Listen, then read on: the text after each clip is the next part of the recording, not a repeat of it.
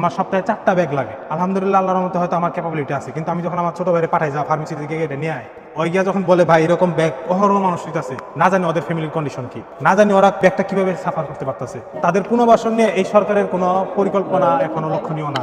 সাবেক যে স্বরাষ্ট্রমন্ত্রী ছিল আসাদুজ্জামান খান কামাল, ওর যে ছেলে মোদ্দাসির খান জ্যোতি, ও কিন্তু আমার মামলাতে গ্রেফতার হয়। আমার মামলাতে গ্রেফতার হওয়ার পর আমার মামলাতে ওকে রিমান্ড দেওয়া হয়। এরপর আমার উপর সেকেন্ড আরেকটা অ্যাটাক হয়। এই অ্যাটাকের ফলে আমার পেটের যে এখানে যে আইলিস্টমিটা থাকে, মানে বাংলাদেশ নারী বুড়ি যেটা থাকে, এটা আমার 4 ইঞ্চি বের হয়ে পড়ে। তো আমার উপর যে হামলাটা হয়, এই জিনিসটা যখন আমি সবাই বলতে যাই, যখন থানায় আমি কমপ্লেন করি, তারা গ্রেফতার করে ঠিক আছে, কিন্তু তারা এখন জামিনে ঘুরতেছে আমার সামনে দেয়, কিন্তু তারা প্রত্যেকে আমার গায়ে এভাবে হতাহত করছে। আমার এদের প্রথমে ছাত্র আন্দোলন যারা করে আমাকে দিয়ে সর্বপ্রথম হামলা শুরু করা হয়। যারা যারা এখানে আসছে আহত, তারা এখনো চোখে ভিতরে মাথার ভিতরে এখনো 12-14টা করে এখনো গুলি, এই স্প্লিন্টার যেগুলা কিনা মাথার ভিতরে আটকে রয়েছে, অথচ ওদের সুচিকিৎসা করা হইতেছে না। এগুলো করার জন্য আশেপাশে খালি কয়েকটা দেশের